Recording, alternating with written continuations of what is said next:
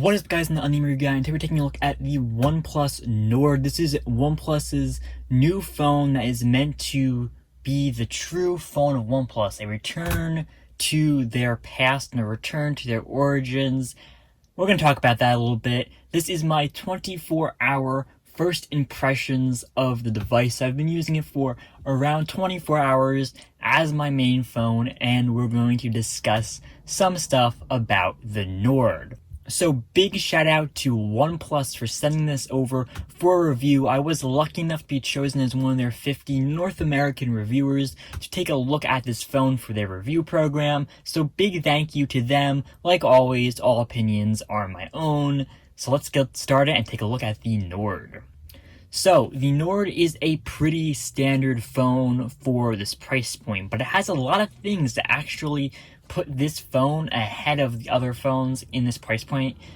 At least the ones I've tested and the ones that I've seen. I think the Nord actually does something different while not doing anything too drastically different. It pays attention to things that customers want while not doing anything over the top different.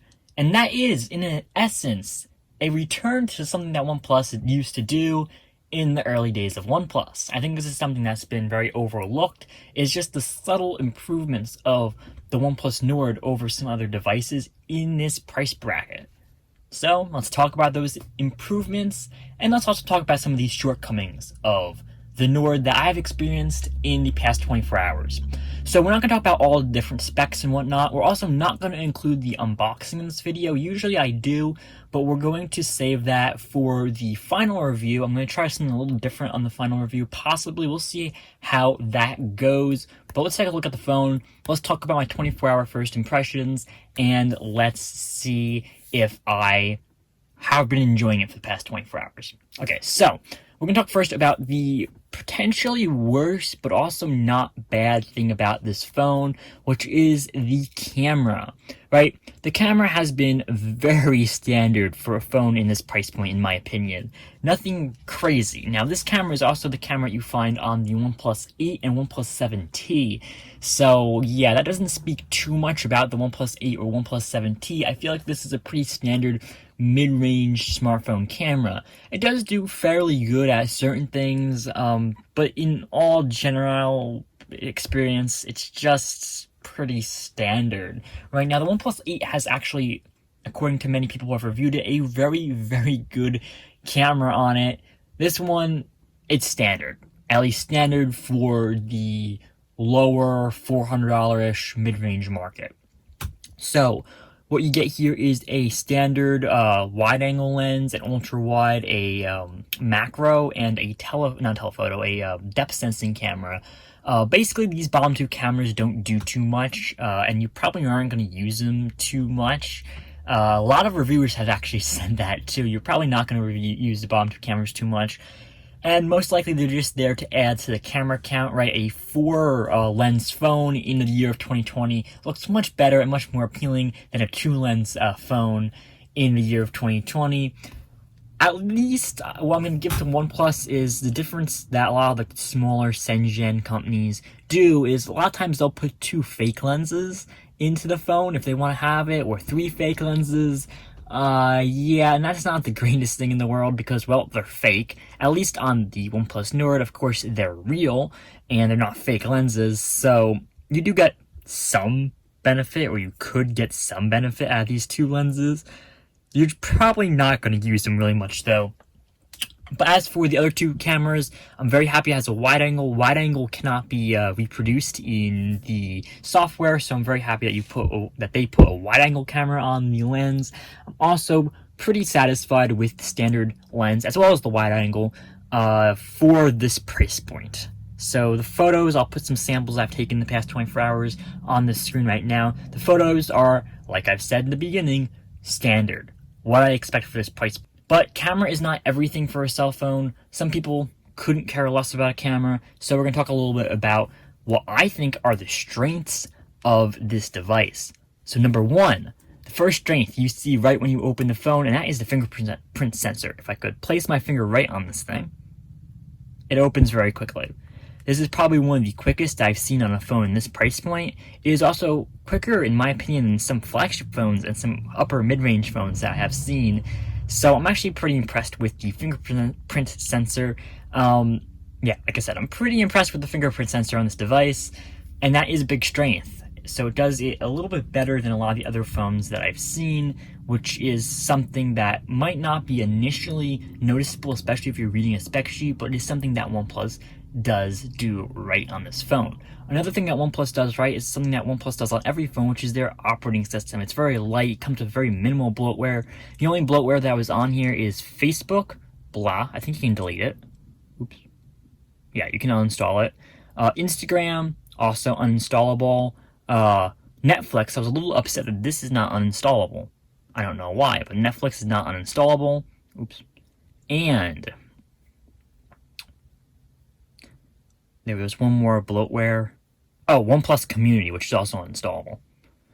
So pretty much you're all good on the bloatware. There's not much. I've seen so many phones with like a ton of bloatware. Usually it's the carriers that add a lot of the bloatware, and of course this thing's not coming to North America, so you don't have to worry too much about the bloatware. But yeah, it's really good on bloatware, but it's also really good on speed and just all general, like the usability of Oxygen OS has always been very consumer focused and consumer based, right? That's always just been one of the better versions of Android to get out there. It does not include everything in the kitchen sink, but it does run very smoothly, and of course partner that with the 90Hz display, which we'll talk about a little bit later.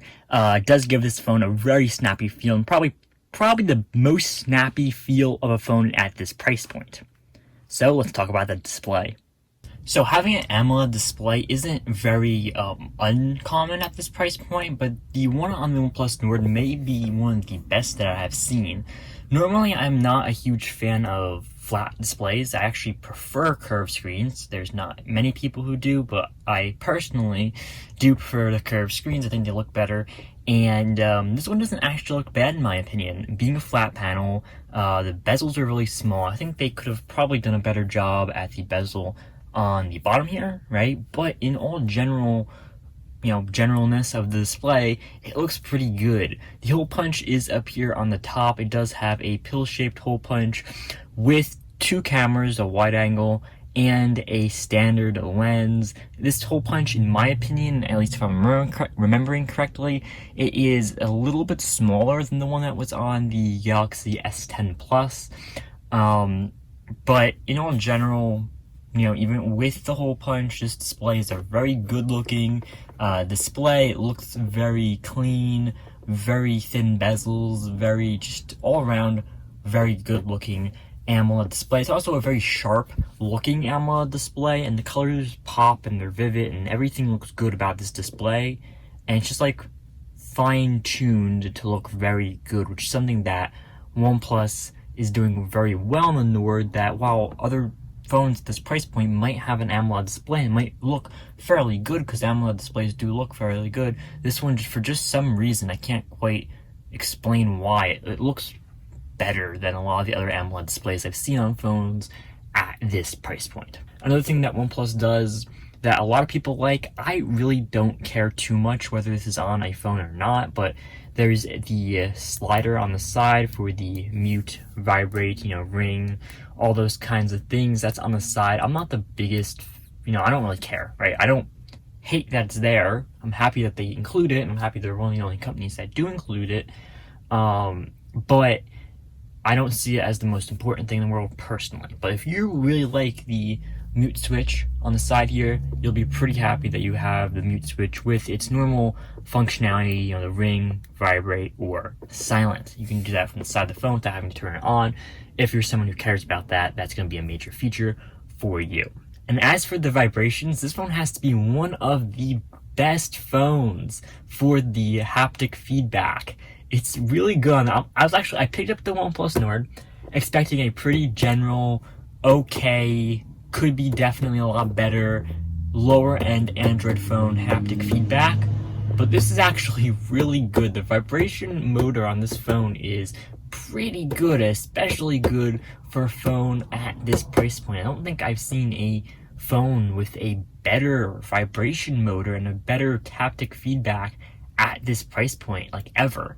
It's surprisingly good because it feels quite premium for a phone at this price point. It does not feel very cheap. So I was actually quite nicely surprised about that on this phone in the first 24 hours of usage.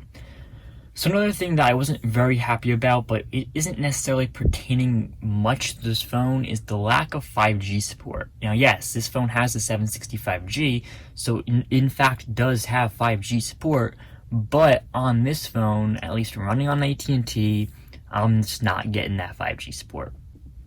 So if we open up speed test here, we can take a look at some of the speed tests I've taken on this phone so far, right? So we are connected to AT&T. I am using the exact same SIM card that, I apologize to LG. I'm using the same SIM card that they sent over with the LG Velvet because I was actually trying to see whether the 5G on that phone, which was horribly slow, just a bad experience, was as bad on every other phone. And I've been testing on a few other phones, and I've gotten general blah consistency from the T-Mobile network in my area. I mean, from the AT&T, mind you, AT&T network in my area. But then I popped it into the Nord, and I was like, wait a minute, I'm not getting any 5G on this phone, right? I'm pretty consistently getting LTE and LTE plus, and the speeds for those are kind of actually standard for what I've been seeing for AT&T. I have seen a little bit faster on the Velvet, for example, for the 5G, but it was really saying LTE on the speed test. You guys can watch the LG Velvet first impression video if you're interested in that whole occurrence, right? It was saying 5G on the top of the phone, but then it was saying LTE in the speed test. And I was getting like close to 70 megabits per second, but that seems to be the highest I've been getting on AT&T around me, so not too happy with that. And this phone kind of mocks the same stuff that I've been seeing with AT&T, which is at really slow speeds. Though this one here, the 6.01 megabits per second download speed, that is probably the slowest speed I've seen on AT&T so far. So the connection on this phone, it's not meant for the US, it's not sold in the US, doesn't have all the bands for the US, so I'm not 100% surprised about this.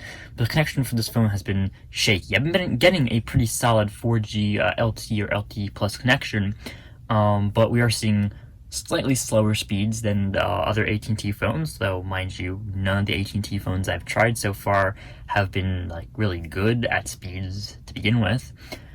And we're not seeing any 5G connection on this phone, so I'm not too sure if that's just my area, if it's just AT&T or whatnot, but you may not get 5G connection if you import this phone to the United States or into Canada, depending on your regional connectivity, right? So this does have some of the bands for AT&T, but not all of them, and the service has pretty much shown that. But for texting and for phone calls, everything so far has been a-okay. So I haven't been upset about the general service, right? You get the 4G LTE, you get the LTE plus, it generally has good bars, it's generally running fine, but you are getting a little bit slower speeds. But on the other phone stuff front, the phone calls and text messages, everything's been going through fine, which is actually a good thing. So if you're deciding whether or not to import this phone, I might do a video about different phones that are comparable to the Nord that are sold in the US, right? But for now, I'm going to say, do your research on this phone before you actually import it, because you may not have great compatibility depending on where you are and what kind of network you have. So of course this is not going to run. I don't believe, at least, I don't think so. I don't think that this phone has a service for Verizon. I'll test it. I do have Verizon, so I'll test it. So I did pop that Verizon SIM card into the Nord, and I am able to get some service on the Nord with Verizon. I've been using it, though I just lost the service. But in here, this room I'm in, I don't usually get great service to begin with.